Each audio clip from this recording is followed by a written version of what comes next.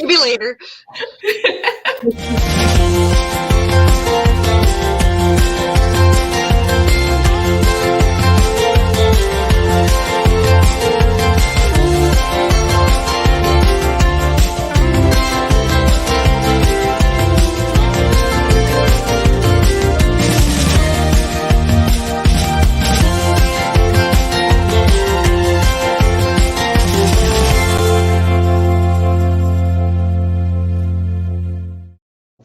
Look at us with an opening. Woo! Yay, that was so great. You're so good at that stuff. I have fun. Welcome to BYOB, folks. I'm Nola Nash. This is Laura Kemp. I'm Laura Kemp. We are so excited to have you. This was kind of a wild hair fun thing we decided to do because Laura and I don't get nearly enough time to just hang out. So we're hanging out. We're going to hang out too. We don't. We'll have to meet halfway sometime. Where would halfway be for us? I think it's around Cincinnati. Oh, maybe. Maybe that's a question. See, I go through Louisville. Okay. That's the way I go. Would that be halfway? It might be. It's pretty close. You might actually be heading closer to me. I don't know. Louisville would be a good place to meet because there's stuff to do in Louisville. I don't know. Maybe there's stuff to do in Cincinnati or Cleveland. I don't know. Maybe there is. I don't know about Cincinnati is like WKRP. Wasn't that a great show? I still hear the theme song too. Baby, if you've ever wondered. That takes me back. How old am I? I'm dating. I know. God, now I feel really old.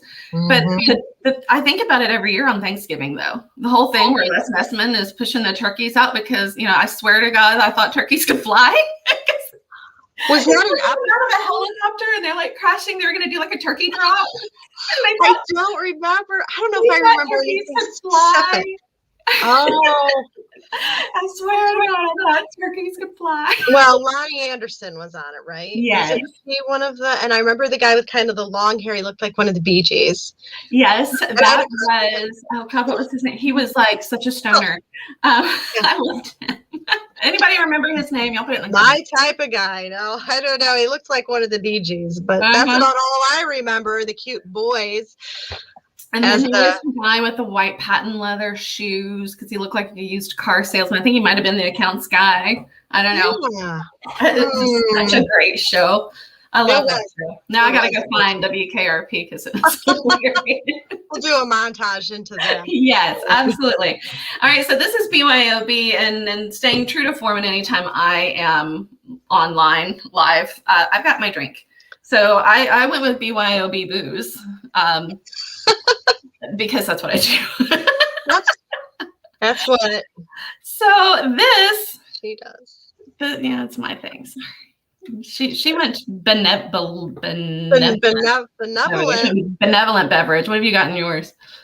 Oh, this is great. Can you guess? Pink pony. What's your pink pony? I always bring. It looks like Kool-Aid. Is it Kool-Aid? You're right. It's Kool-Aid. Do you know what flavor? You want to guess? I don't know. It looks like cherry or fruit punch. No? It's orange. Oh, because it's in a pink cup. Orange. Kool-Aid, my favorite. Not quite enough sugar. So clink. I have the benevolent beverage and you have the booze. I do. All good. Now, if you've not had a Malibu Splash. I have not. Not a sponsor. But they are. Yet. Yeah, Malibu Splash, if you're watching, Malibu Rum. It's basically a wine cooler in a can. So pretty good. It's clear. It doesn't have the funky weird tints that they have when they're in a bottle, which make them pretty, but whatever. It's Malibu Rum, so it's coconut. And then there's strawberry, lime, pineapple, and passion fruit. These are really good. And the strawberry, I'm a strawberry colada girl. So I kind of get hung up on the strawberry ones, even though the other ones are good. And there's a whole lot of these in my refrigerator. There's a whole lot more where that came from. Maybe at the next BYOB, we'll see it again. Probably. I don't know. But the next one, just a little plug, maybe direct from Mackinac Island. Yes.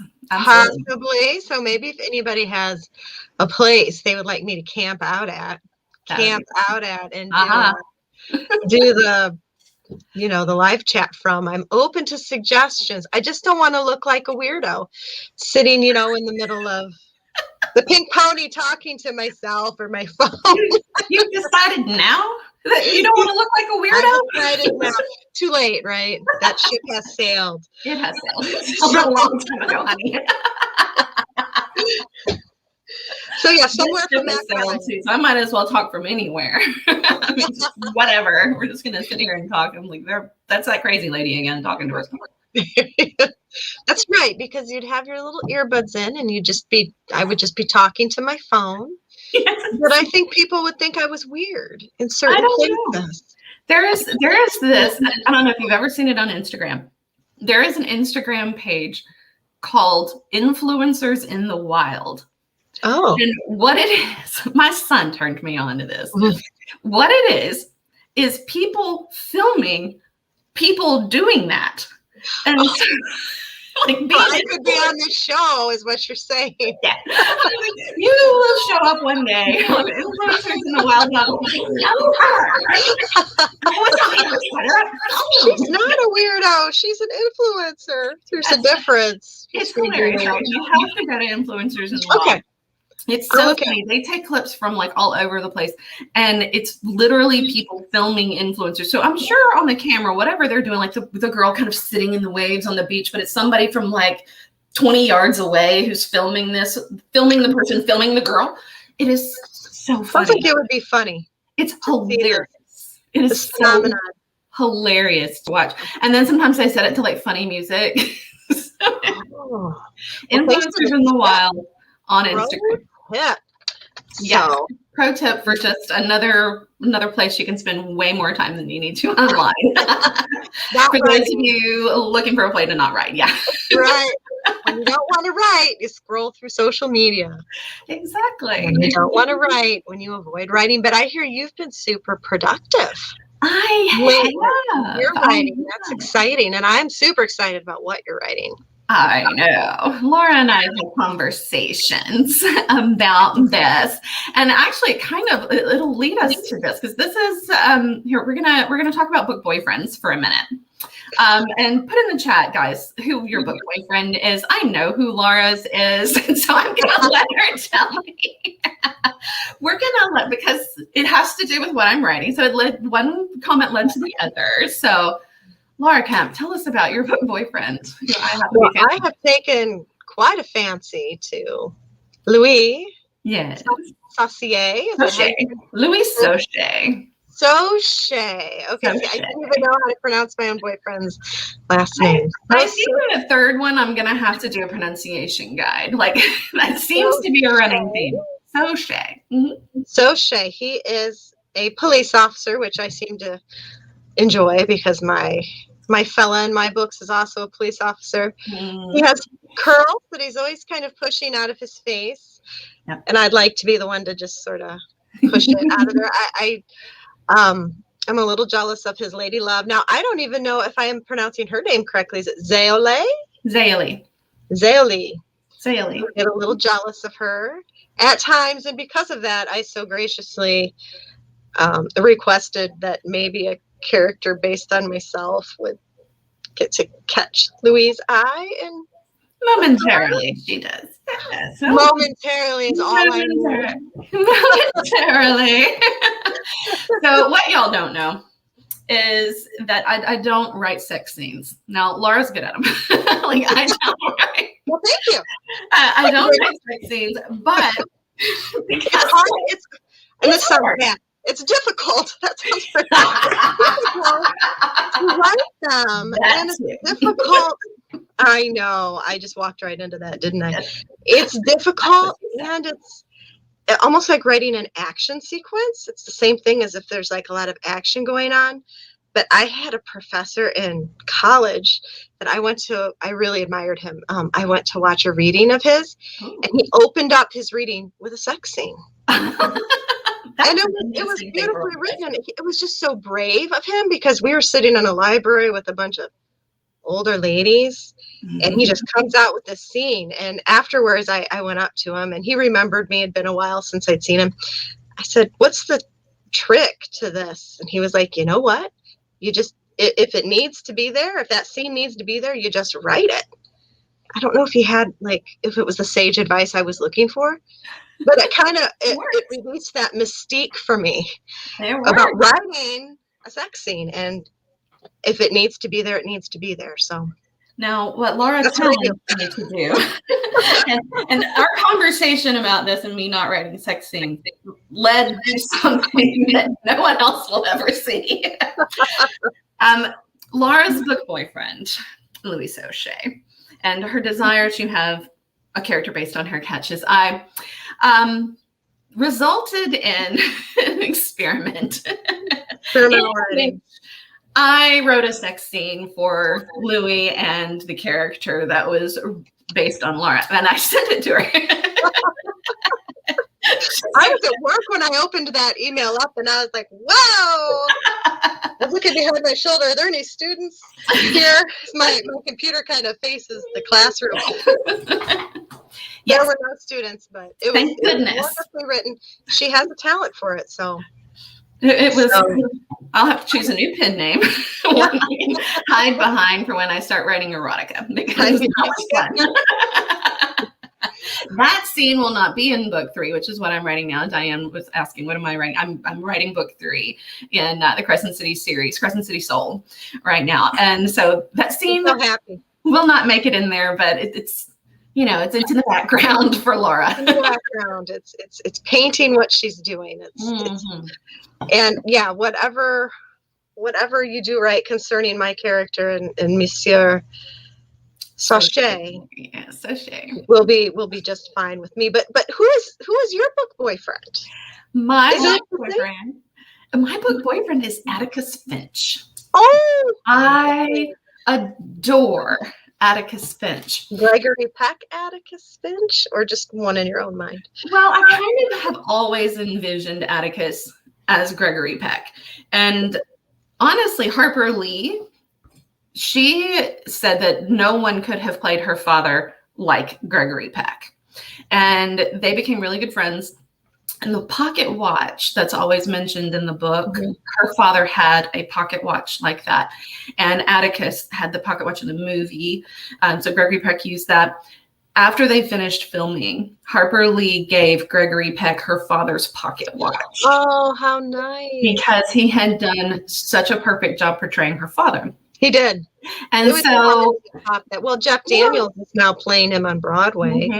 But as in my head, when I imagine him, I imagine Gregory Peck. But as a character, there's so much about him that I think, because I've read the book so many times, because I taught it to my 8th graders for years and years, and I would read it over and over and over again with them. So there's so many little things that she's kind of dropped in there about Atticus that you don't necessarily get on a first read.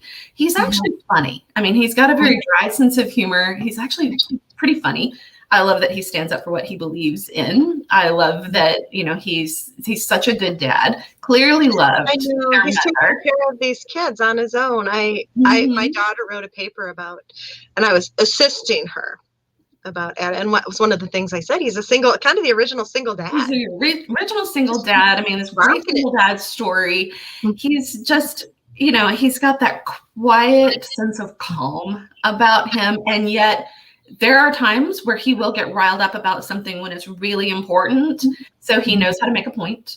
He's very eloquent, very well spoken, which of course as a writer and a teacher, eloquence and good grammar goes a long way with me. Good grammar. That's sexier than someone who knows how to use their words correctly. Yes, your, and your, right? Yeah, exactly. So there's just so much about Atticus that I've always just loved, and it's like, okay, that's the guy. Yeah, and it doesn't hurt at all that Gregory Peck was absolutely gorgeous. So that's a good book boyfriend. Yours is good. I'm trying to think if I have one from classic literature that would be Heathcliff. I always liked from Wuthering Heights, even though he was a brute. He's horrible, but he's horrible. But he's Lord Olivier on the moors, and I'm like, Mr. Darcy. Oh, Mr. Darcy. Colin Firth. Oh gosh, yes. Gosh, yes. Yeah, we have a lot of book boyfriends. That's like BYO. BYO BB. Bring your own book boyfriend. Book boyfriend, right? Bring your book boyfriend. So, and since we said boys, that was one of our things. Like BYOB, what are all the things that can stand for? Boys, your own boys. I think we had to talk about book boyfriends today, and I've got booze and boys now covered. So. Two of the many things that we could. But yeah, absolutely. We've got friends joining us today. We've got Diane Robinson's here. Some of you, it just says Facebook user, so this was pretty funny. I don't know who you are, but it's hilarious. That sex scenes are hard to write, but nobody ever stops reading in the middle of one. You're right. So right. No, they kind of so true. I'm so bad. I love it. Janet Oakley's here. Hi, Janet. Shannon's here. Shannon's going to the UP in 2 weeks. Oh, cool. Awesome. There's this cool video. I don't know if you can access videos from here. You're so techie. Of the Pictured Rocks. I don't know if you've heard of them. It's a Pictured Rocks. Like a bunch of it should be on all of the videos. A sheer rock wall collapse into Lake Superior. I don't know if it was recently. I think it was just a day or two ago. But the whole yeah. Here it is. Busted. And there's some like colorful language, but I think it's all bleeped out. But it's scary. We were just there a couple weeks ago. And okay.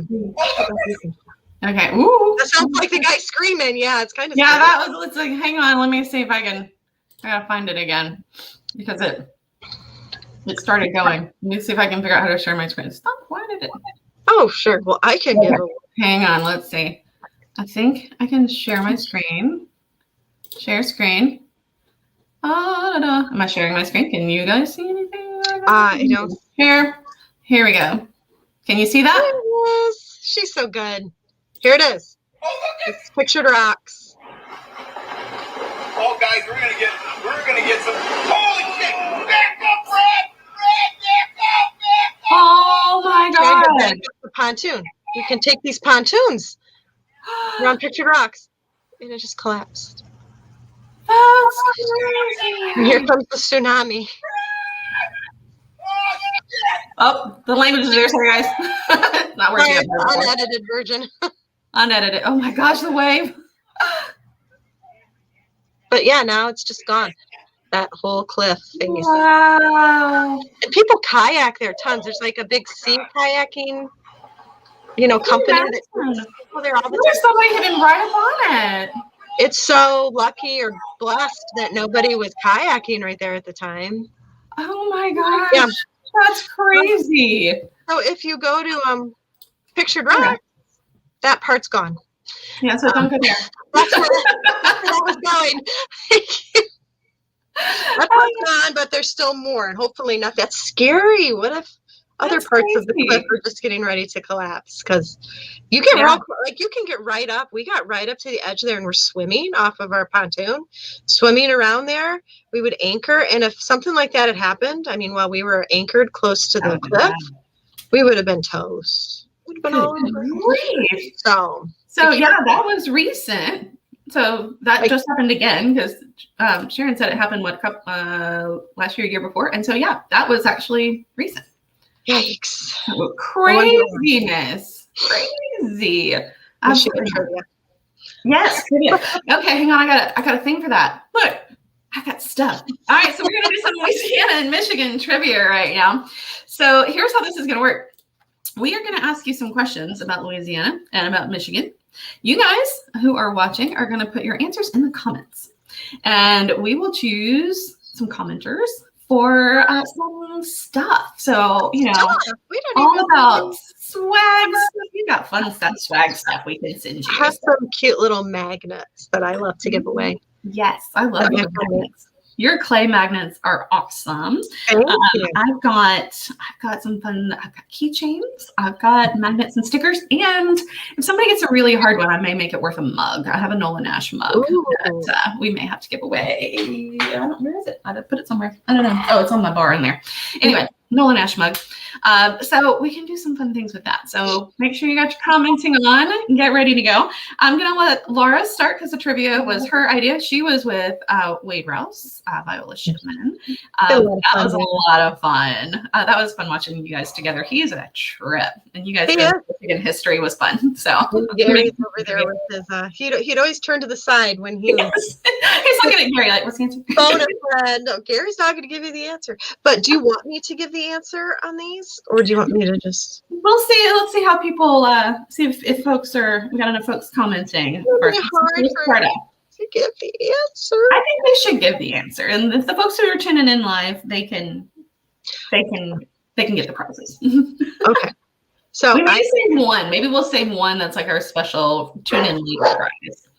Oh, there goes my dog. Hopefully they're not getting crazy. All right. So Michigan trivia, I have 10 questions. Number 1 is name all 5 of the Great Lakes. Anybody know all 5 Great Lakes? All 5 Great Lakes. I feel like I should have some music playing. I know. We need our Jeopardy. I'll work on that for next time. Yeah. I love all your other. Ooh, sounds like somebody's upstairs. Oh, might be my husband. My husband might be home. Maybe he'll figure out something's going on down here. Okay, so should I give the answer now? Oh, we've got Amanda. She should know. She's from Michigan. Amanda is. We got Michigan, Erie, Ontario, Huron, and Superior. I always forget Huron. That's the one I can never remember. Yeah, that's the one that my book takes place on, is Huron. Isn't that funny? I never remember Huron. Blank out on that one. So which one of these doesn't touch Michigan? There's only one that doesn't touch Michigan. We have 4 of them kind of locked up. And there's one that's way out there. He's the kid sitting by himself at lunch. He touches, or she touches, upstate New York, I think. It is. Do you know? You can answer too, Nola. You can answer. Is it Erie? No. No? Superior? I don't know. It is Ontario. Ontario. Oh, she got it too. Did you know, and I read this about Lake Superior, and it was like something that popped up on Facebook. Something about how the water of Lake Superior is so cold that a dead body won't float. Yeah. There's a saying, Superior, it said, never gives up her dead. Superior never gives up her dead. So she doesn't. So cold that the body can't grow the bacteria they need. That's when you're swimming around out there at Pictured Rocks. It's freezing cold, and you're thinking of all the dead bodies that not been refrigerated. It's like some liquid morgue. It's a liquid morgue. That's right. Ooh. Crazy. Okay, so what you might get this. What Michigander invented the Model T car? Was that Ford? Yay! Look at me go. Henry Ford. I didn't know he was from Michigan. Yeah, he has his works or his shop is in Greenfield Village, and all the kids in Michigan go there for their field trips. And the Wright Brothers bike shop has been relocated there. It has all the bikes that the Wright Brothers. That's cool. Yeah, and there's Thomas Edison I think him and Ford worked together, so they have kind of some of his stuff there too. It's a fun day for kids. Yeah. What president was from Michigan? I'll let folks guess here. Let's see. I don't actually know. It's actually kind of redundant. Oh, that one. I didn't know if I was being redundant when I wrote these. But yeah. Can anybody guess? A different Ford. Like a Gerald. A different one. Not Henry. Not Henry. This is Gerald. All right. So Gerald Ford. What percentage of Earth's fresh water is in the Great Lakes? What percentage of the entire world? Fresh water. Yeah, we have most. Well, you don't have most of it, but we have a heck of a lot of it. Anybody know the percentage? That's an interesting question. You want to take a guess?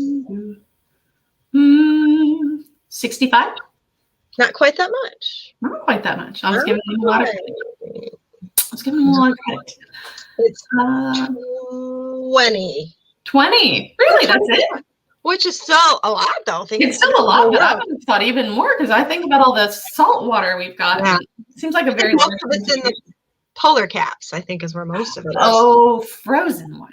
Really Yeah. cold. Yeah, I don't really think Yeah. fresh water. Do you know what the pro sports teams are in Michigan? What our pro sports teams are? Hockey team, our basketball team, and our football team? Well, Detroit, we hate Detroit. Hey, We're the Predators. We're the Predators. The Red Wings are like our prime, like evil people. Well, there you go. You got one of them. Yep. Yes, the Red Wings are like Red Wings. They were our main rival. So I've got hockey down. Yep, you got hockey. Do you know who the football team? I don't know. We should mention. Oh, look, Amanda's got them all. Yeah, is it the Lions or the Tigers? Who are they? I forgot about baseball. Yes, the Tigers are a baseball team. Oh, the Tigers. And then the Lions are football. Football. And then I used to like this team. The basketball team was actually my favorite. Back when Thomas Pistons, right? Pistons. Tigers, Red Wings, and Pistons. Okay. Pistons. Okay. Mm-hmm. Now let's see. Okay, this is just kind of for me. Does anybody know where Laura has property? The name of her town? I do, but I don't guess. Laura has 40 acres up. Every time somebody says 40 acres, I always think 40 acres and a mule. Did they give you a mule with it? 40 acres and a mule? That was like the whole thing with the homesteaders was 40 acres. They were waiting in our driveway with the mule, which we need to get through the mud because it's been raining like crazy and our driveway is a ball of mud right now. Oh my gosh. My property's kind of here, so if any of you guys know Michigan, you might know a town that it's close to. This is our map. These were our maps. Amanda says. Amanda's the winner. Is it Leroy or Leroy? See, that's the question. I have a friend who said it was Leroy, like the French king. But on Wikipedia said it was named after a land surveyor named Leroy. Okay. So, but their festival that they're having this next weekend is a French word called Razac. Do you know what this means? You might know. Razaskakyu days. We don't know. I asked everybody in Leroy, what does this mean? And one guy said, I think it's Finnish. I'm like, it's not a Finnish word. And then somebody else says it's a French word, but we don't know what it means. And this is their own little festival. And they don't know what it is. No, Razaskakyu. I don't know. I thought maybe the Louisiana girl would know. I'd have to figure it out. I might be able to figure it out. I don't know. Okay. I have two more questions. Okay. What is a pasty? Anybody know? I know. I haven't had one, though, but I want to have one. I can get them frozen and sent to you if that's something that you would like. Might be scary. I was watching Clarkson's Farm on Amazon Prime. It's Jeremy Clarkson from Top Gear, and he has this farm, and it's hilarious. The guy that's working with him, the young guy, Caleb, so funny. Like, watch it for Caleb, not Jeremy Clarkson. I mean, if you're not a Jeremy Clarkson fan, it's hilarious. But they were sitting out in a field, and they were eating one of these, and because they're a British thing too. And I was like, oh, wait a minute, Laura was talking about that with my grass. I know what that thing is. Oh, are they British? I thought they were Scandinavian, but I know that it was. They eat them in England, and I know that they show up in a whole lot of in Harry Potter. They talk about them. It's kind of like shepherd's. It's kind of like a shepherd's pie, which is actually an Irish. Give it away. I just give it away. It's like a big giant hot pocket. Isn't it a pasty? It's a pasty. Yeah, that's pasty. Yeah. They have those in England too, and they're filled with usually potatoes.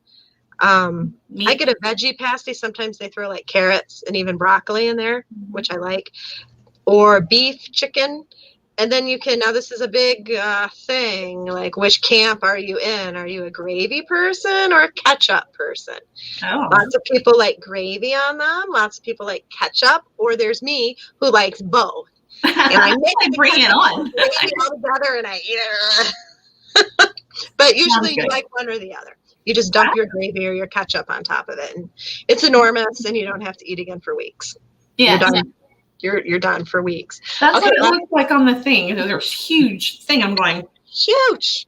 And that was not even as big as the ones that we got in the UP. Muldoon's in the UP is the most famous place to get them. And I think there was like twice as big as the one that I showed on my plate. I mean, it's like for the, what do you say, the keto diet? They're not on the keto diet. Pasties are not on the keto diet. So avoid it. The gravy, man. You gotta put the gravy on it. I'm down with the gravy. Smother it in gravy. Okay, last question. What is unusual about Mackinac Island? There's a lot of things that are, I guess unusual, but the main thing that is other than that, it isn't pronounced the way it's spelled. Yeah, it's other than that. Yes, nothing. I can't tell you. It wasn't until I really knew you well that I realized it was not Mackinac. Yeah, it's not Mackinac. It's Mackinac, even though there's no W. But there is a Mackinac City, which is spelled with a W. Maybe that's where my confusion is. Mackinac Island, spelled with a C, is also pronounced with a W. It's all messed up. But there's something about the island that's kind of cool. Looks like Amanda, you know your stuff. And also, Michigan. It looks like they know no cars. No cars. Horse. So you can ride horses. You can do a horse and buggy. You can do bicycles, walk. My daughter wants to skateboard very, very badly, but I don't know if she can. But we're going to take her skateboard anyway and see if that's allowable. So yay, those are all my Michigan trivia questions. Awesome. Good job, guys. I knew very little of that. Okay, so now I probably know very little of Louisiana. Let's see what we know about Louisiana. Yeah. All right, so here's the first one. And then I've got like explanations for the Louisiana ones because sometimes they require that. These things are weird. All right, so the French Quarter is commonly referred to as the Vieux Carré. What does the phrase Vieux Carré literally mean in English? What does it translate to? Vieux Carré. I did take French in high school, but I didn't get a good grade because I was messing around. Does carré mean carry? Does it mean does view mean way? View mean way, or look? Does it mean look? Sort of. It's got a couple of meanings. So in this particular case. All right, we don't have, our commenters are all Michiganders, so nobody knows. Yeah. Oh, we got it. It's Old Square. Old Square. Who are you? I don't know your name. Why isn't it showing? You got to give Facebook permission to use your, or StreamYard permission to use your Facebook, or stick your name in there. It is Old Square. Old Square. So, and it literally is in the center. I know this is square. So it's built around, of course, Jackson Square. So the French Quarter is an area of 78 square blocks that are the oldest part of New Orleans. All right. And we want to go so bad. My husband is. We've never been there. Oh. No. I guess I'll go there when you go to Mackinac Island, right? Yes. There we go. We'll swap. We'll do another live show. We'll do another live show going, I don't know where I am. And I'm here in front of this thing. In the wild. It'll be fun. All right. So here's the second one. The Zulu Diamond Cutters are one of the premier crews, KREWES, Mardi Gras crew, that's spelled that way, of the Zulu Parade of Mardi Gras. From their Mardi Gras float, they throw items to the crowds. What is the most prized of these throws? What does everyone want to catch at a Zulu parade? Coupons for beverages. Nah. Malibu. What do you have? A Malibu? Malibu Splash. Malibu Splash coupons? Yeah. Not beads. Now beads are some of the things they throw. They throw beads, they throw doubloons. All of the different crews will throw those things. Sometimes they even throw plastic cups, things like that. But Zulu is known for one particular thing. They are known for, because everybody's guessing beads, which yes, but the one thing everybody wants to catch in the Zulu parade is a coconut. Oh, an actual coconut, and they're painted. And so it's a painted Zulu coconut. Now, they used to actually chuck them into the crowds. A lot of people got knocked out by coconuts. Ouch. So now they tend to hand them down a little bit more than chucking them into the ground. Well, it was usually pretty more direct at the beginning of the parade, but by the end of the parade, when everybody on the floats is as drunk as everybody in the crowd, it got a little wild. So now they throw the coconuts and they hand them down a bit more. So yes. All right. So here's a Louisiana question for you, or New Orleans question. In New Orleans, what is the strip of ground between two sides of a divided road called? I mean, it's on the boulevard. You're going down a road, divided road, and there's the grass in the middle. Yeah. What do we? I mean, I've always just called it a boulevard. A median. That's what most people call it. What do we call it in New Orleans? A crazy. Anybody? Island? No, not island. It's not a median. Is it a French word? It is not a French word. Thank you. We figured out what it means. What does it mean? It means the grassy area in the middle of two grassy streets. area in the middle of it. No. Or a party in Leroy. It's called the neutral ground. Neutral ground. Yeah. So when you have a parade rolling down the street, then you, on like St. Charles, you want to be either on the neutral ground or on the side of the street. So you wouldn't, one side of the street, they still, you can still go over there, but the best place to get closest to the floats is actually neutral ground or the other side of the street. Mm-hmm. The neutral ground, there's two legends about how it got that name. The first is that it got the name from the area down the middle of Canal Street, which doesn't really make sense because Canal was named Canal Street because it used to be a canal. So there was no ground there. So the legend goes back that it's actually called the neutral ground because that was the space between the French Quarter and where the Americans settled in the Garden District after the Louisiana Purchase. And so it was neutral between French and American citizens. Oh, now, what actually really makes more sense comes from Irish and Italian immigrants who did not get along. And so they came in, and the story goes that they would have shouting matches, especially the women that didn't like the others. They would have shouting matches from their side of the street in their Italian neighborhood across the street to the Irish neighborhood. And they would just yell because they weren't going to cross into each other's neighborhoods. Over the neutral ground. So that's a good story. I like that one. But it's called the neutral ground. So it's the space in between the boulevard. All right. Here's another one. Some of you guys might know this, especially if you've watched like America's Most Haunted. What is the name of the Louisiana plantation considered to be America's most haunted house? All right. Laura knows this one. Yeah, my questions are hard. Shannon, sure. Of course, it's the Myrtles. It is. It is the Myrtles. I might even know the ghost. Oh, is her name Chloe? Her name is Chloe. In fact, I've got some information on Chloe for you. Ooh, okay. So there have been several ghost sightings at this old house. The most famous is that of Chloe, a former slave who was having an affair with her master. She was caught eavesdropping and on a conversation and had her ear cut off. In retaliation, she poisoned her master's 3 children and was subsequently hung from the tree at the front of the house. Hers is one of 10 murders that have occurred at the house over the years. There are a total of 13 deaths at the house. And so 13 spirits roam.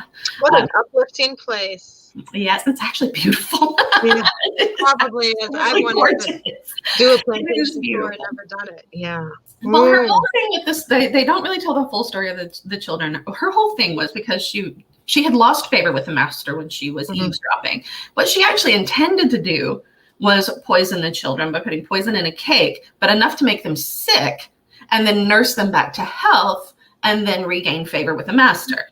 Oh, yeah. I thought that was, however, in love with the master killing all of his kids was not the way to his heart. No. So, however, she overdid it and they ended up dying. And then because she was the one who fed them the cake, made the cake, they hung her. So it didn't work out well for Chloe. not at all. Not at all. But yeah, so very interesting. And I had an opportunity when I was younger, and part of a theater troupe in October, we did reenactments of the ghosts for the ghost tours that were coming in through October. And I was one of the children that was murdered in the house. So I was running through the house of a sibling, and it was fun. Her signature role. Mm-hmm. Dead kid. That's me. Yeah. I had a part in A Christmas Carol, and I was the niece of Scrooge. I was married to the nephew of Scrooge, and I guess but I didn't have a name, so I called myself Denise. Denise. I was Denise. Denise. So that's my signature role. I did have a couple lines, but We've got Dead Kid and Denise. Dead Kid and Denise. Yeah, that's our next logo. I have not stayed there, and I've always wanted to. It is a bed and breakfast. It's changed hands a couple of times. Of course, I'm familiar with the house, having been there, but I have not actually stayed at the Myrtles. I would like to, though. Actually, really would, especially knowing some of the stories and some of the weird things that were going on when we were there. We had some experiences we couldn't explain. Yeah, absolutely. I'd stay with you. I don't sleep much, but yes, you know you not sleep much. You can absolutely be. Sleep later. Yes. Not at the All right. Here's another one for you. Louisiana has a rich and colorful political history. We're sort of known for that. Corrupt politicians go crazy there. Name the Louisiana governor that promised a chicken in every pot. One of the most famous Louisiana governors. Anybody know? There are actually two governors by this last name. This particular governor was also shot on the steps of the Louisiana state capitol. Yeah. You can see the bullet holes still. Was it Dewey? Dewey. Close. A different one of Scrooge's nephews. Louis Dewey? What's the other one? Louis? It was Huey. Huey Long. Huey Long. That is right. Huey Long. I missed it. That was a roundabout. Wrong Scrooge's nephew. Was Scrooge's nephew, and I was just talking about Huey, Dewey, and Louie. That's so weird. Huey P. Long, and his another Long was Earl Long, was another governor. But Huey P. Long was one of our most famous governors. He did a lot of things a lot of people didn't like, hence being shot on the steps of the state capitol. Louisiana, another fun fact, has the tallest state capitol building in the United States, which is really funny for a state that is typically below sea level. So it's kind of funny. We're compensating for being largely below sea level. But Huey P. Long is also the one responsible for the construction of Death Valley, which is LSU Stadium. Huey P. Long wanted to build a stadium, but the whoever is in charge of that funding committee said no. What we feel that LSU needs more than anything is dormitories. So Huey Long said, fine, give me the money for dormitories. And then he built them in the shape of a stadium. So he got his way. And they were used for athletic dormitories for a long time, and now they're more offices and storage. But yes, so Huey P. Long got his way regardless. And so he is the reason Death Valley exists. All right, so here's one. Talk about American presidents. You had a presidential question, so I have one too. What future American president commanded American troops at the Battle of New Orleans? Oh, Jackson. It is. Andrew Jackson. Yeah, we didn't get Laura got it first. Laura wins. Mr. Jackson. Andrew Jackson commanded the troops at the Battle of New Orleans, and he had some interesting help. Do you know who helped him? That might have been an unusual choice for assistant. Native American. They did, but there was someone even more unique than that. They were Native Americans, and we had both Native American troops and Black troops, both free and enslaved, that served in the Battle of New Orleans. And also, I mean, a whole lot of the troops, the people that were fighting were, of course, more militia, and they were citizens of the city that had taken up arms, and so not necessarily as well-equipped as the British organized troops were, but managed to win the Battle of New Orleans under the command of Andrew Jackson. But they would not have won had it not been for a particular group. Some of my favorite people. Creole? Oh, come on. Who do I have a particular affinity for? Pirates? Yes. Jean Lafitte and the Baratarians were largely responsible for the victory at the Battle of New Orleans. Is that in Crescent City, Seoul? Is this not the battle, but Jean Lafitte is Lafitte brothers. Jean Lafitte. So Jean Lafitte was actually approached by the British to serve as a spy and to help navigate the waterways. And they were going to pay him an awful lot of money. And Jean Lafitte said, interesting offer. Let me think about that. And then he sent word to Andrew Jackson through his brother and said, hey, I've been offered this by the British. I prefer to help you, but it's going to take something in return. And so Andrew Jackson promised amnesty for all of the Baratarians for past offenses if they won the Battle of New Orleans. And so Jean Lafitte took him up on his offer. So he screwed the British twice. So Jean Lafitte and the Barataria pirates helped with their fleet and their knowledge of the backwaters and the Barataria swamp between the Gulf and New Orleans, helped to stave off from the British and defeat them at the Battle of New Orleans. So thank you, pirates. She's a history teacher, doesn't she? Well, the pirates are fun. I love the New Orleans pirates. Jean Lafitte was one of those that was very often on both sides of the law. And so he was a whole lot of fun. One of my favorite things was when Governor Claiborne put out a warrant put out a reward for Jean Lafitte, offered $500 for the capture of Jean Lafitte. Jean Lafitte put out a reward of $5,000 for the capture of Governor Claiborne. Jack Sparrow. Sounds like the Jack Sparrow of her. Actually, Jack Sparrow is largely based on him, yeah, because that sounds like something Jack Sparrow would do. Absolutely. Jean Lafitte is there's a lot of Jean Lafitte and Jack Sparrow. Absolutely. Because he changed sides many times, many times. Whichever side was the most profitable, much like Jack Sparrow. An opportunist. We'll say he was very much. They like pirates. They were privateers. Privateers. And in fact, he did. Even Jack Sparrow in one of the movies is, trading in for letters of marque, which basically meant, free sailing around. And Jean Lafitte traded for some letters of marque at one point too. So very much Jean Lafitte and Jack Sparrow cross lines quite a bit. All right, here we go. Longest bridge in the U.S. The longest bridge in the United States is in Louisiana. What is the name of it? Does it span Lake Pontchartrain? Yes, it does. What is it called? What do we call that bridge? It makes no sense. The name Pontchartrain Bridge. Rosaskakiew. Rosaskakiew. It's the Rosaskakiew Bridge. No, we're going to figure out what that name means someday. I know. We're going to have to see it written down. I don't know this one. The Causeway. The Causeway. Oh. And in the middle of the Causeway is actually a drawbridge. So sometimes you have to sit there and wait for a very long time to cross the Causeway. It is 24 miles long. Wow, I thought the Mackinac Bridge was long, but it's only 5 miles. 25. Only 24 miles long. 24. Scary 5 miles if you go across it. Is this high? Is this bridge high or is it kind of low? Well, New Orleans is about 8 feet below sea level, so it's going from New Orleans. So no, it can't go high. It's very flat. Very flat. And that's why there's the drawbridge in the middle, is to allow the water to push through. And Lake Pontchartrain is neither fresh nor saltwater. It is brackish.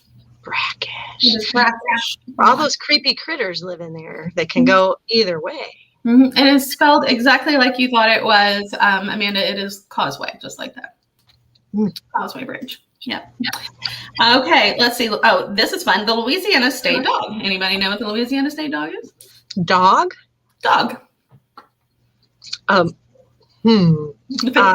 This is Catahoula.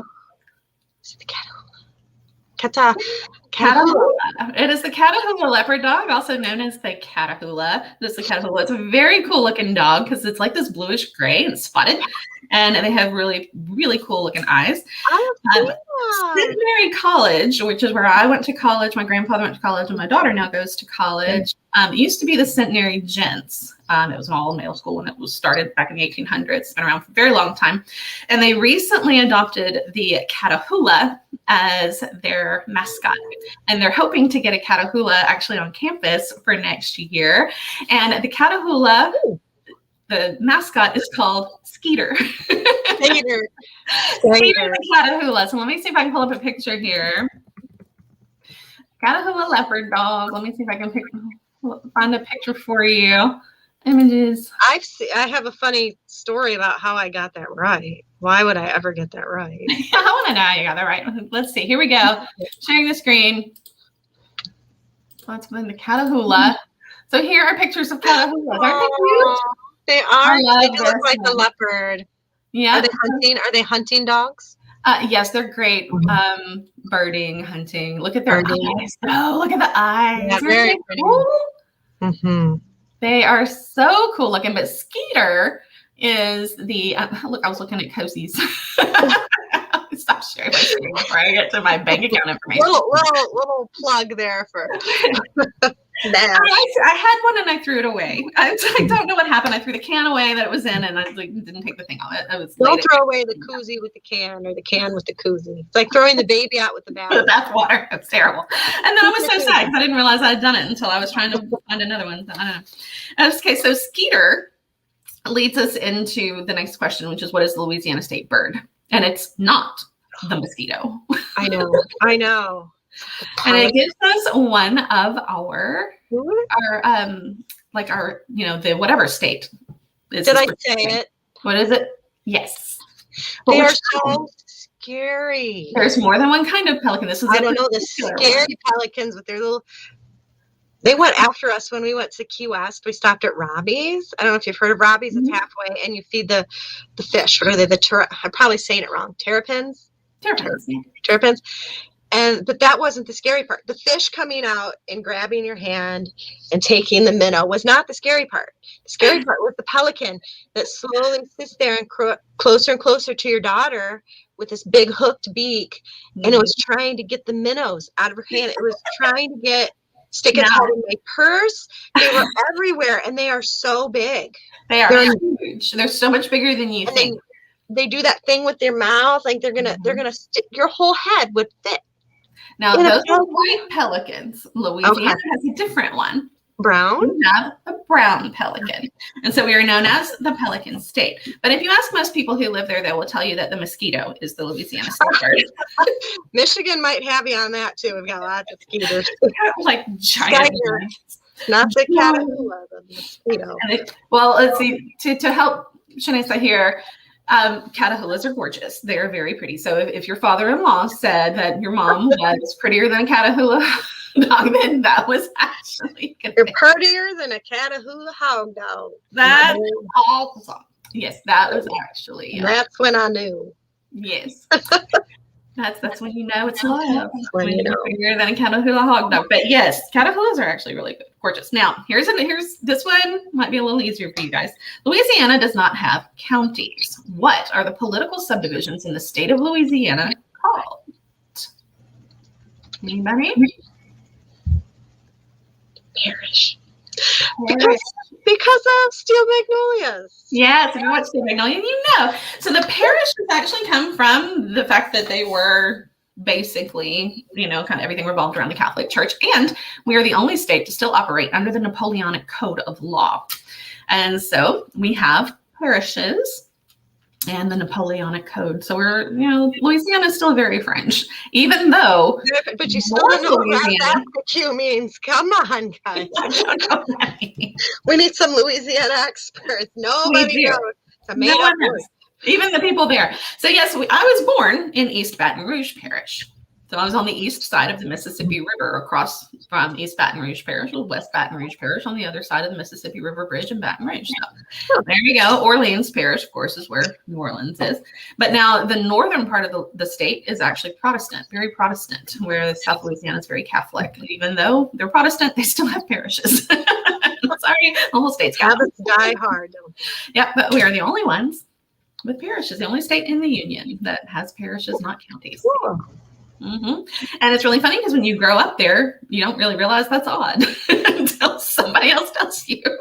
Well, if you do that, then like nobody else. If you're in Kansas, what are you gonna do? Like, Yeah, we're a boot in Louisiana, so yeah, you're an owl. You're an owl. That's how I teach my kids. Louisiana is shaped like an owl because it's Louisiana. So. Yep.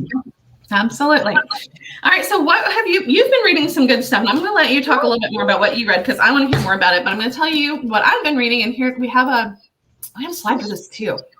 What you reading? We have a what you reading? What you reading? Yeah, you guys tell us what you're reading too. I have been reading. I read 2 books. So lately, thanks to my boss who recommended this. If you guys have not read The Kitchen House, it is fantastic. It is absolutely great. It is those nails. Grissom. Thank you. My nails. My nails were fun. I was having fun with my nails. The Kitchen House is fantastic. It's actually written about an orphan who is taken to a plantation home, not in Louisiana, but elsewhere. She's taken to live she's Irish, and she is taken to live there, and she is put to work in the kitchen. And it's interesting. So she's a white Irish child put to work as an orphan in the kitchen. And it is her story and a slave who is in the kitchen house who is actually the child of the former master who has died. And now the wife and then the son run the plantation. So it's an interesting. Like the Myrtles, but not quite as. Yeah, exactly. Sad. So you've got the 2 characters, and it's interesting that because the chapters bounce back and forth from one of them telling the story to the other one telling the story. Oh, neat. And so you get both perspectives, and sometimes they're overlapping the events that happen from their perspective, and then sometimes they're filling in gaps. As one of them would have been there, not the other one. It is really fascinating. So if you have not read The Kitchen House, please do. And if you are into interesting Southern history and a little bit of Southern Gothic, I highly recommend Mandy Haynes' short stories. If you have not read The Serpent's Tooth, it's a neat cover. I like that. I love this, and this story is Eva, and oh my God, nobody writes Southern Gothic quite like Mandy Haynes, and they're short stories, so they're great, so that you can kind of read them in little chopped up pieces. But I tell you what, even as short stories, it's very hard to put down. You want to keep going on to the next one. It is so powerful what Mandy can do in such short stories, and just her atmosphere, her words, her characters, man, they are really awesome. They're tough stories to tell because these are people who live some tough lives. But wow, absolutely incredible stories. So gotta recommend Sharp as a Serpent's Tooth and The Kitchen House. So if you haven't read those, check them out. So Laura, you've been reading a book that I have been wanting to read too. Well, I have a couple. I'm kind of a slow reader. I hate to say that, but I just, anyway, I did finish a couple books. So this one's it's A Boob's Life. Yes, I want to read that so bad. That I have finished recently. This is by Leslie Lair, I believe is how you pronounce it. So that's what I and yeah, it's her story, the story of her life with her boobs. She went from being kind of flat-chested and self-conscious to getting breast implants to then having breast cancer. So and having her implants removed. And it was kind of, it's hard to explain. It's very, very interesting how it makes you think about, as a woman, your own boobs and how basically your identity has been defined by them. Yes. Other people, the way other people think of you. It's a memoir, so it's her life story. It's also, you can see the blurb down there is Salma Hayek. It's been picked up, I don't know by what streaming company or. I don't remember either. For a series, and I think Salma Hayek is going to produce it and maybe star in it. I'm not sure. I don't know if Leslie even knows. So, but A Boob's Life, yeah, I think every woman should read it. It's on my list for sure. Think of your life just very differently, and she just has an interesting life. Anyway, she's been in Hollywood and a screenwriter, and she has all these kind of fun insider things that she talks about. And then my current read is, I think the author might be here. Yeah, is Enemies of Doves. I love that cover. Glum. Have you read this? I have not. It's on my list too, and I absolutely love that cover. I know, isn't it really pretty? I think that she did some kind of a cover contest to design this. But I'm about halfway through, and it's kind of a dual timeline thing where it takes place 1941, World War II, and then also modern day 1991, which is kind of fun. I'm a child of the 90s, so every so often she'll mention something like, oh, that's so 90s. And it goes back and forth between kind of a young man looking for his grandfather. And yeah, it's very, and I don't really know where the Doves comes in yet. I know that there are these two brothers that are scared every time they see a dove. And I'm like, ooh, what's that about? So it keeps me wondering. Enemies of Doves, I recommend it. She has a great way of world building. You get sucked right into these two alternating worlds that she's created. I like and I wanted sometimes people don't. One more book. My next after Enemies of Doves is, of course, my buddy Violet Wade Rouse, Clover Girls, which is set here in Michigan in Glen Arbor. And I'm excited to read that too. And hopefully, hopefully Wade and I will be able to catch up at some point. We can talk about it. So those are the books that I have on my nightstand. Sounds good. I have been reading some books for folks, and some of them are out, some of them are not. I've been reading some books for some folks at my publishing house at Black Rose, and I've read some great ones. Political was really good. Read some awesome ones. Oh, and I interviewed an author last night. If you happen to be into fantasy and space opera, or just even historical fantasy, Christian Cameron, who also writes under Miles Cameron, has some great books out there. Very, very cool. Not so much, I mean, I like to watch Star Trek and things like that. I don't write science fiction. I just couldn't. But he's got a great one that just came out that is called, what is it? Artifact. Oh, crap. Where did it go? It went away. Artifact Space, I think. Anyway. Really good. But one that I'm about to get into for another author that I'm going to blurb for is called The Frowning Madonna. And so I'm looking forward to that one. It's coming out in March as well. I think along with mine, that's Traveler, that's coming out in March. But it's kind of similar. So there's a little bit of time travel, paranormal, little history thrown in. The Frowning Madonna. I'm looking forward to getting into that one. So that's pretty awesome too. So, and I finished reading also for Christina Consolino, who is a Black Rose author as well. I read Rewrite the Stars, which was really good. And that's a neat title. You're a fast reader, aren't you? I am. I read to the exclusion of all else, and it's really a terrible habit. It's like I'm reading, nothing else can happen. I think that's why it takes me so long, is because I'll be reading, but then I hear my dog barking, or I hear my kids, I can get pulled right out of it and then have to go attend. And I need a little bit of your blocking out superpowers. It's just like, I'm going to go away. I'm just going to sit there. I'm going to read. And that's it. Don't bother me. Don't talk to me. Or I will leave. Like I will just literally go somewhere else. Like I'm leaving. I'm going to go read now. So that's always helpful to just be able to just geographically leave the premises. I wonder what my husband would say. Where are you going? It's like, bye-bye. Leaving you to read.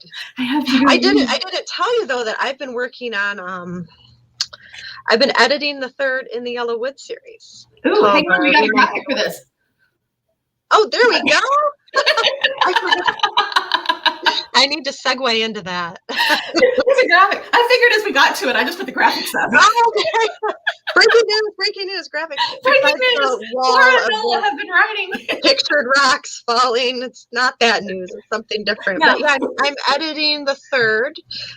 Hopefully that will be out at the end of this year, the beginning of next. Fingers crossed. And then, of course, is there a feedback? Huh. I hear myself echoing. Anybody else hear it? Okay, it'll just bug me alone. Denise is here. Oh, hey, Denise. Yeah, she recently moved to South Carolina, close to where my husband's aunt lives. So that's exciting. When we're in Little River, South Carolina, we're going to visit her. But I've been editing the third, and I still have the standalone. kind of historical Western that I'm working on that would be completely different than Yellow Wood. So when I'm not distracted by a million different things, that's what I'm doing. And it's summer. I should be writing, right? Mhm. But I don't know. I haven't found my Starbucks like you. You found your Starbucks. I did. I found my Starbucks, and thank God they're there. Maybe I need to go find a Starbucks and sit down. It is truly hilarious, though, because I have apparently become a creature of habit at this particular Starbucks. And when I go sit down, I sit in the same spot. There's 2 spots. If somebody's in one spot, I sit in the other spot. What if And somebody then I probably would have to go home. What do you do? I don't know what I would do. I'm sorry, this is my spot. You're going to have to move. That table over there is available. Thank you. But I don't know. So I sit in the same spot and I order the same thing.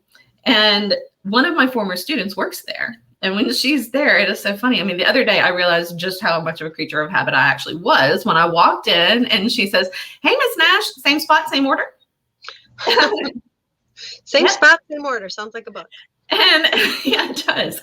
So again, she said, "Okay." And she starts entering my order. Like, I didn't have to tell her. Like, she starts putting in my venti non-fat caramel latte and my banana bread, my pumpkin bread. Warm. Yeah, hot latte, warm pumpkin bread. And I just stick my card in there because I mean, it was right.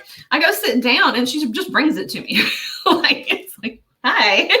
Thanks. You have found your happy place, haven't you? Your happy place is Starbucks. I have my spot at Starbucks. They know who I am. So whatever works. Whatever it works. The creative juice is flowing. I like it. And, you know, somewhere, it might have been Tony Olivier who actually shared it. And Tony's somebody you and I both know. Yeah. And I think it might have been him that shared an article a long time ago, a while back, that actually talked about why people are more productive in coffee shops. And it has to do with decibels of the sound, the white noise, and the fact that there is something constantly changing. So there's, you know, get in that boredom rut of like looking, like seeking some input, something different. And I think it had something to do with like, there's always music. And so there's like a rhythm that's going kind of in the place. So there's actually scientific proof backing that those places are actually a place to be more productive. And there's a reason for it, not just because I needed to change the scenery. Which I thought was interesting. So I'm interested to find that article again, just so I can just see. This is why my $9.33 a day is worth it. That's right. You make up for it in the productivity of all these wonderful books and the book, The Crescent City Soul, that I'm anxiously waiting to read. So it's going to be it's going to be so good. I'm looking forward to it. So hopefully it will be out soon. I've got some other things that I'm going to be working on. Traveler is coming out in March. So getting some folks doing some early readings of that. That's got you. Nola's very prepared. She's always prepared ahead of time. Always. It's a teacher in me, I guess. There's another book boyfriend in there for you, though. You're going to like Benny. Oh. What's his name? Benny. His name is Benito Moretti, but he's Italian. He's a Roman tour guide, but he goes by Benny. So Benny. Okay. Benny's waiting. Benny. Benny's a sweetheart too. I look. I'm a single woman. I'm going to write boys. I'm going to have all the boyfriends. Which brings me to how I knew about that Catahoula dog. Okay. Why did I ever know that? It's my celebrity crush who has passed. You know my celebrity crush who's no longer with us? The race car driver? The guy? Yeah, he was in the movies. Paul Walker, Fast and Furious movies. He had one of these dogs. And there were some pictures of him with him. Like, that is an interesting looking dog. So I looked up this dog, because what else am I doing? I'm not going to write. I'm going to go to social media and look up my celebrity crush's dog. So I think in my wanderings, I found out that it was the Louisiana State dog. There you go. That's how that happened. Just so you know, the life of a writer. This is why we know things like the Louisiana State dog is Catahoula. That's right. There you go. You gotta learn somehow, right? Exactly. You never know. The random facts that writers know rarely come from research. some kind of Nola Nash swag. I get some mug, and then I can drink out of it at BYOB. There we go. Right. That's what we need. We need Nola and swag. But that's funny what writers know, because most of the time the weird facts we know do not come from our own writing research. It comes from what we have gone, rabbit trails we have gone down when we should be writing and researching. Yeah, well, we're not. No, I don't know. Maybe it'll show up. You never know. Maybe you never know. It will show up somewhere. But we would be hell at a trivia night. Bring a writer with you to trivia night. You want to go to win something? Bring a writer, because we know weird stuff. It's true. And I was a lifelong fan of Jeopardy. So what I don't know, I kind of remember from somebody else knowing, even if I don't. I don't remember. What I don't know, I kind of remember. What I don't know, I kind of remember from Jeopardy. That's the new tagline for BYOB. What I don't know, I kind of remember. That is a good one, isn't it? There we go. T-shirt, koozies, and don't throw your can away. Don't throw your koozie away with your can. There we go. Throw your koozie away with your can, and what I don't know, I kind of remember. There we go. Those are the taglines, and who knows what we'll come up with next time, which will be on Mackinac Island. So if any of you guys have like a particular place that you would like me to visit, like I said, that I won't look super weird. We're gonna look weird, y'all. Looking weird for you guys, just type it in the comments or let me know on Kemp Camp. And if you're at Nola's second line, come on over and join me in Kemp Camp. And if you're in Kemp Camp, go join Nola on her second line, because I feel like we're kind of like sister pages, kind of. We're admins of each other's We're admins of each other's pages, so I've always seen when people join up or things happen. So yeah, kind of join one, you get the other for free, right? Buy one, get one free. Denise wants to know how we met. You know what? We've never met in person. Denise never met in person. You'd think that we have known each other for eons and have hung out all the time, because that's just kind of what we do. But Laura and I both met through Pandemon Publishing, actually. Yep, we were with the same publishing house. So yeah, and we got to be good buddies. I know. I read Yellowwood in a day. You're one of the first ones, yeah.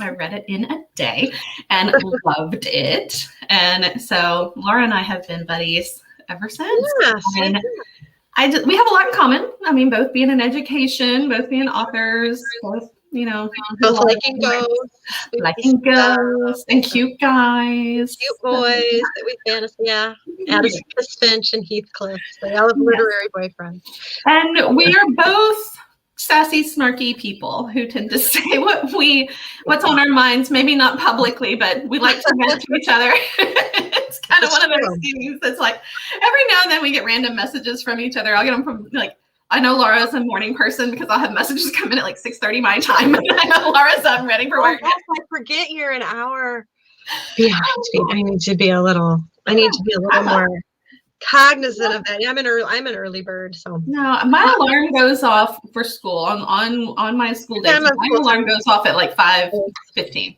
So I'm up. You've never woken me up. Good to know. Never woken me up. So I'm a morning person too. I'm not great at night. You would think that all the dark books that I write, I would write at night. No. I'm getting old. I'm tired. I go to bed early. Well, this has been so much fun. We said we were going to get 45 minutes. Yeah, it's a little bit over that. But we learned a lot of things about Louisiana and Michigan, so it was well worth it. And some good books. Good books. So good books. Lots of fun things for you guys. Yes, Enemies of Doves. You got to read. Maybe also have Boobs Life. Boobs. Sorry, Leslie Lair. And Mandy Haynes has another book that I have not gotten to yet called Walking the Wrong Way Home. And it's another collection of short stories. So really good there, I'm sure. I just haven't gotten to it yet. And of course, The Kitchen House. And The Kitchen House has a sequel as well. It's a standalone sequel, but it's the same characters. And of course, Viola Shipman and the Clover Girls. Yeah. So, and our own books as well. So I never bring those. Crescent City Sin. Our own books. Our own books are out there for you as well. So check those out. Great books for you.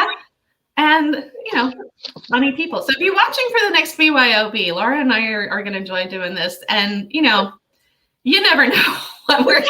Casual about the timing too. We may do it like maybe once a month or something, just pop up. But I know I'll be on Mackinac Island the next time at the end of July. That's going to be really Sound good? exciting.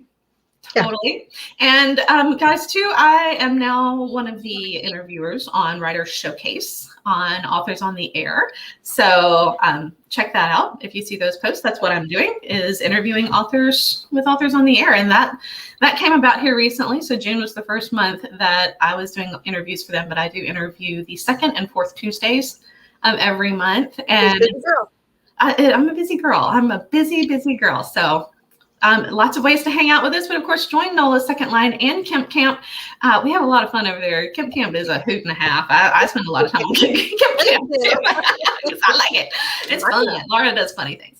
All right, guys. Thank you so much for joining us. We're going to wrap it up. Look, we've got an outro too. Y'all ready? Outro. I know.